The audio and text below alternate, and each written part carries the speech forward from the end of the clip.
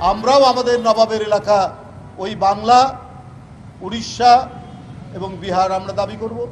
কিন্তু এত বড় হিম্মত আপনাদের কেন? কারণ নেই যে বাংলা, বিহার, উড়িষ্যা সব নিয়ে নেবেন আর আমরা বসে বসে ললিপপ খাবো।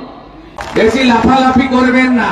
কতগুলো অর্বাচীন ঢাকায় দাঁড়িয়ে কাল বলছে 4 ঘন্টার মধ্যে নাকি কলকাতা দখল করবে। ওই লোকগুলো কোন স্কুল কলেজে পড়েছে বলে জানা নেই আমার। ভারত সরকার অফিসিয়ালি এখনো কিছু করেনি। শুধুমাত্র এই ভারতের 3টে অঙ্গরাজ্য আসাম, ত্রিপুরা এবং পশ্চিমবঙ্গ বাংলাদেশের সঙ্গে 7 দিন বাণিজ্য বন্ধ করে দিতেই একেবারে পেটে গ্যাস হয়ে গেছে বাংলাদেশিদের।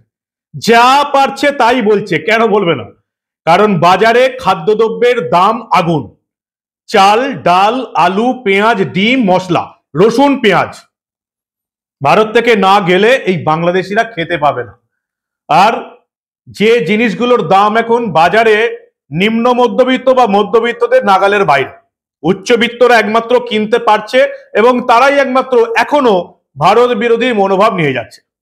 প্রাক্তন সেনাকর্তারা বলছে 4 দিনে কলকাতা দখল করে নেবে, আমেরিকা দখল করে নেবে। গোটা ভারতবর্ষের মানুষ হাসছে সেসব শুনে।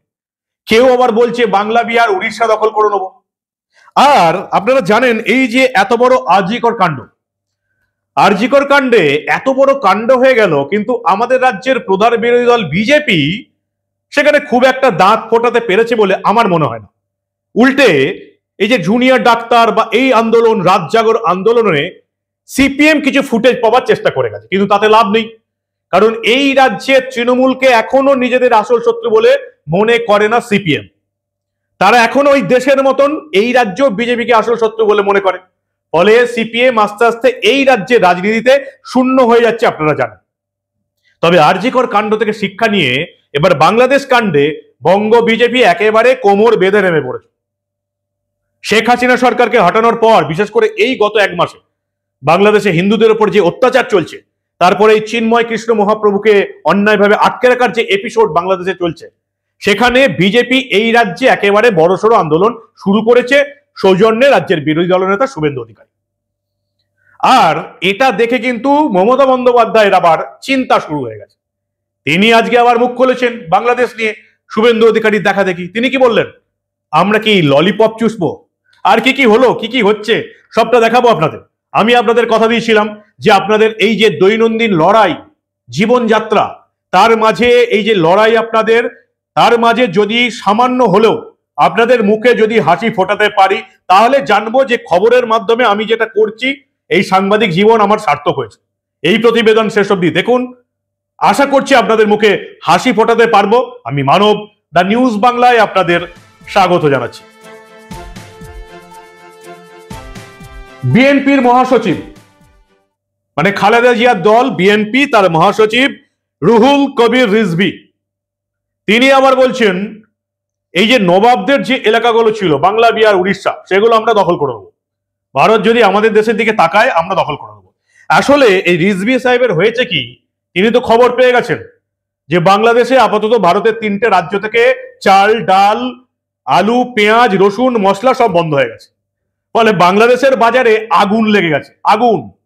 নিম্ন মধ্যবিত্তরা বাজারে ঢুকতে পারছে না। উচ্চবিত্তরা কোনো রকমে যা পাচ্ছে কিনছে, টাকা আছে বলে। আর কয়েকদিন পর সেটাও পাবে না। যদিও ভারত এখন অফিসিয়ালি ব্যবসা বাণিজ্য বন্ধ করেনি, শুধু 3টে রাজ্যের ব্যক্তিগত সিদ্ধান্ত।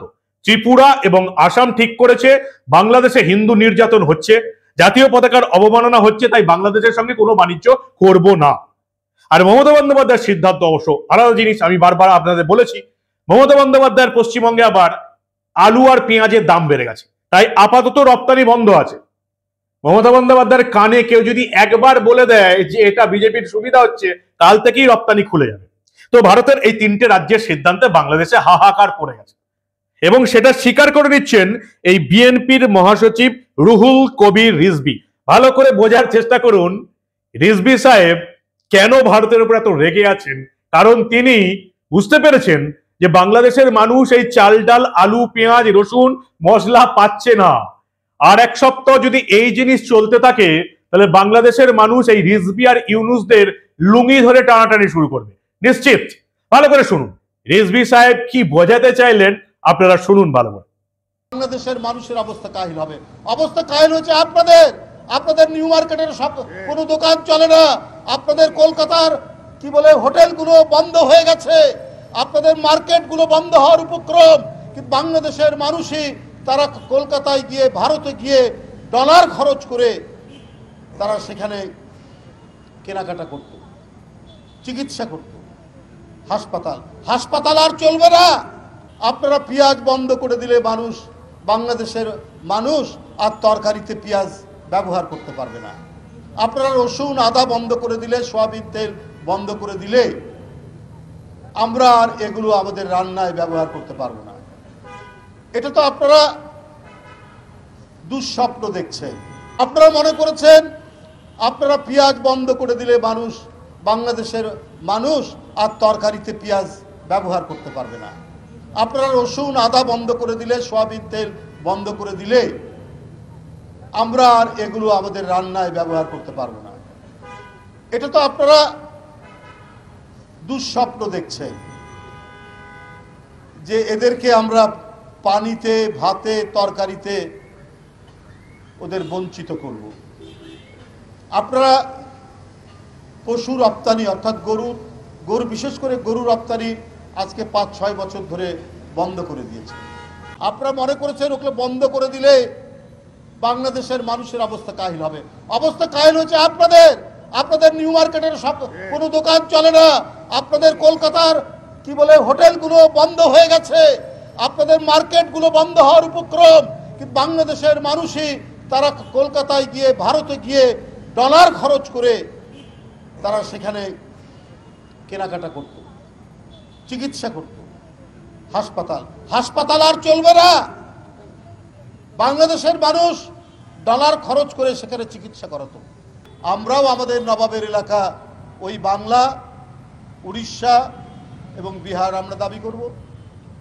এটা তো আমাদের ন্যায্য পাওনা। ভারত তো দূরের কথা, আমেরিকা আমাদের সাথে টিকবে না ইনশাআল্লাহ। আমরা বলেছি 4 দিনের মধ্যে আমরা কলকাতা দখল করে নেব ইনশাআল্লাহ। আমরা দখল করে নেব। আসাম দখল। সামরিক বাহিনী, ছাত্র জনতা আমরা একত্রে আছি। আমরা রাবার ৫,০০০ সদস্য, এই ৫,০০০ সদস্যের মধ্যে অর্ধেকই নবীন, ২,৫০০ আমরা যুদ্ধের মাঝে যেতে পারি। আর এর সাথে যদি ৩০ লাখ ছাত্র জনতা যোগ হয় তাহলে ভারত তো দূরের কথা, আমেরিকা আমাদের সাথে টিকবে না ইনশাআল্লাহ। আমি মেজর শরীফ, আমি বলে দিচ্ছি ভারতকে যে ট্রেনিং আমরা নিয়েছি, যে যুদ্ধ আমরা করেছি, আমরা শুধু 2 লক্ষ সৈনিক না, আমাদের সাথে 18 কোটি জনগণ আছে। আমাদের ট্রেনিং, আমাদের দক্ষতা ভারতের চেয়ে অনেক বেশি। আমরা যদি একবার সাহস করে আমার দেশকে যুদ্ধ করবে, আমরা বলে দিচ্ছি 4 দিনের মধ্যে আমরা কলকাতা দখল করে নেব ইনশাআল্লাহ। মমতা বন্দ্যোপাধ্যায় দেখছেন যে এত বড় আরজিকর কাণ্ডে বঙ্গ বিজেপি কিছুই করতে পারলো না, সেখানে পার্শ্ববর্তী দেশ বাংলাদেশ নিয়ে বিজেপি একেবারে হিন্দুত্বকে চাগার দিয়ে কিন্তু যথেষ্ট ভালো ফ্রন্টে খেলছে। এই প্রথমবার বিজেপি নেতারা, বিশেষ করে রাজ্যের বিরোধী দলের নেতা শুভেন্দু অধিকারী আছেন, বিজেপি রাজ্য সভাপতি সুকান্ত মজুমদার আছেন, পুরো রাজ্য বিজেপিটা একেবারে ফ্রন্ট ফুটে খেলছে বাংলাদেশে হিন্দু নির্যাতন এবং জাতীয় পতাকার অবমাননা নিয়ে। এবং শুভেন্দু অধিকারী বারবার বলেছেন ব্যবসা বাণিজ্য বন্ধ নিয়ে, এবং আজকেও বললেন এই যে বাংলাদেশের প্রাক্তন সেনাকর্তারা যেটা বলছেন 4 দিনে দখল করে নেবো। শুভেন্দু অধিকারী কি বলেছিলেন আগে সেটা শুনে নিন আপনারা। বেশি লাফালাফি করবেন না। কতগুলো অর্বাচীন ঢাকায় দাঁড়িয়ে কাল বলছে 4 ঘন্টার মধ্যে নাকি কলকাতা দখল করবে। ওই লোকগুলো কোন স্কুল কলেজে পড়েছে বলে জানা নেই আমার, বিজ্ঞানের ন্যূনতম ধ্যান ধারণা আছে বলে জানা নাই, কতগুলো মাদ্রাসাতে পড়েছে, ওই জন্য ঢাকা থেকে ওই ধরনের কথাবার্তা বলছে। আমাদের হাসিমারা বিমান ঘাঁটিতে ভারতীয় নৌসেনার যে রাফেল বিমানগুলো রাখা আছে না, তার একটা যদি পাঠিয়ে দেওয়া হয় শুধু আওয়াজেই ওদের প্যান্টে বাথরুম হয়ে যাবে, আমি বলতে পারি। ভারত কত বড় সামরিক শক্তি ধরে এটা রাশিয়া জানে, আমেরিকা জানে, চীন জানে। ভারত থেকে পেঁয়াজ আর আলু না গেলে যাদের খাওয়া জোটে না, ওদের নুন তৈরি হয় কাঁচা নুন, যেমন দাদন পাত্র বাড়ে তৈরি হতো, আয়োডিনটা পাঠাতে হয় ভারতকে। তারপরে পরিশুদ্ধ নুন তৈরি হয়। আমরা ওদের উপর নির্ভর করি না। কে একটা বেয়াদব আছে বিএনপির, তার বউর শাড়ি পরা ছিল, ওই মোল্লা রিজভিকে আমি বলতে চাই, তুমি কিছুদিন আগে কলকাতায় এসেছিলে, তোমার হাতে একটা রিং বসিয়ে নিয়ে গেছো, ওটা ভারতের তৈরি, ওইটা খুলে বের করে দাও, বউর শাড়িটা পরে পোড়াবে। এরা আমাদের উপর নির্ভর করে। আপনারা অপেক্ষা করুন। আমি একজন ভারতীয় হিসেবে, একজন নাগরিক হিসেবে আমার স্থির বিশ্বাস, 71 সালে 1.5 বছর ধরে অত্যাচার হয়েছে, হিন্দু মহিলাদেরকে ধর্ষণ করা হয়েছে, 30 লক্ষ শহীদ হয়েছিল পাকিস্তানের হাত থেকে বাংলাদেশকে উদ্ধার করার জন্য, তার অধিকাংশই ছিল বাঙালি হিন্দু। 30,000 ভারতীয় সেনা শহীদ হয়েছে, আমাদের হাজার হাজার বিএসএফ এর জওয়ান শহীদ হয়েছে, তারপরে বাংলাদেশ তৈরি হয়েছে। 1.5 বছর ধরে অত্যাচার করেছিল। আমি বলি, পিপিলিকার পাখা বাজায় মরিবার তরে, বাংলাদেশের এই মোল্লাগুলো, মৌলবীগুলো, এই র্যাডিক্যাল উগ্রবাদীগুলো, এদেরও পাকিস্তানের রাজাকারের যা হালত হয়েছিল সেই হালত হতে চলেছে। শুভেন্দু অধিকারী যেভাবে ফ্রন্ট ফুটে খেলছেন এবং বঙ্গ বিজেপি যেভাবে ফ্রন্ট ফুটে খেলছে বাংলাদেশ কাণ্ডে, মমতা বন্দ্যোপাধ্যায় প্রমাদ গুনছেন। আমাদের রাজ্যের কোন একটা ইস্যুকে এত বড় করে আনতে পারেনি বিজেপি। আরজিকর কাণ্ড বললাম আপনাদের, সেখানে বাংলাদেশ কাণ্ডকে নিয়ে একেবারে এই রাজ্যে কিন্তু হিন্দু সমাজের ভোটারদের কাছে পৌঁছে গেছে বিজেপি। ফলে মমতা বন্দ্যোপাধ্যায় এবার প্রমাদ গুনছেন, যিনি আগে কোনোদিন যেখানে এই সংখ্যালঘু মুসলিম শব্দটা আছে, মুসলিম ভোটারদের ব্যাপারটা আছে বা মুসলিম শব্দটা আছে, সেখানে মমতা বন্দ্যোপাধ্যায় কোনোদিন নাক গলাননি, বরঞ্চ উল্টো বলেছেন। আজকে সেই মমতা বন্দ্যোপাধ্যায় বলছেন বাংলা, বিহার, উড়িষ্যা দখল করে নেবে, আমরা কি ললিপপ চুষবো? বিধানসভায় মমতা বন্দ্যোপাধ্যায় যেটা বললেন একেবারে বিজেপি নেতাদের বক্তব্য। আগে দেখে নিন মমতা বন্দ্যোপাধ্যায় রাজ্য বিধানসভায় দাঁড়িয়ে ঠিক কি বলতে চাইলেন। আর যারা কেউ কেউ বলছে বিহার দখল করব, উড়িষ্যা দখল করব, আমি বলি ভাই, ভালো থাকবেন, সুস্থ থাকবেন, সুন্দর থাকবেন, কিন্তু এত বড় হিম্মত আপনাদের কেন কারো নেই যে বাংলা, বিহার, উড়িষ্যা সব নিয়ে নেবেন আর আমরা বসে বসে ললিপপ খাবো? এটা ভাববার কোনো কারণ নেই। আমরা যথেষ্ট সচেতন নাগরিক এবং আমরা যথেষ্ট সক্রিয়, কিন্তু আমরা ধৈর্যের পরীক্ষা দিই। তার কারণ এটা আমরা রবীন্দ্রনাথ ঠাকুরের কাছে শিখেছি যে আগুনের পরশমণি ছোঁয়াও প্রাণী, এই জীবন পূর্ণ করো, এই জীবন পূর্ণ করো, এই জীবন পূর্ণ করো। তাই আমি মনে করি ভারতবর্ষের অখণ্ড আমাদের সকলের অখণ্ড এবং আমরা সবাইকে রক্ষা করব। এটাই আপনাদের সকলকে আমি আবেদন জানিয়ে গেলাম। যেহেতু হাউস চলছে, লোকসভাতেও আমাদের মেম্বাররা নিশ্চয়ই আলোচনা করবেন সুযোগ পেলে।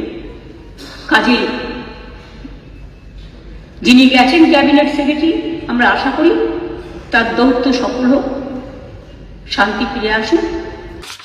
এই হচ্ছে এখন বাংলাদেশ নিয়ে এই বাংলার রাজনীতি, যেখানে বিজেপি এতটাই ফ্রন্ট ফুটে চলে এসছে যে মমতা বন্দ্যোপাধ্যায় নিজেও ভয় পেয়ে গেছেন যে বাংলাদেশ কাণ্ড না আবার এই রাজ্যে জেগে ঘুমিয়ে থাকা হিন্দু বাঙালিদের ঘুম না ভাঙিয়ে দেয়, সেই নিয়ে একেবারে চিন্তায় পড়ে গেছে তৃণমূল কংগ্রেস।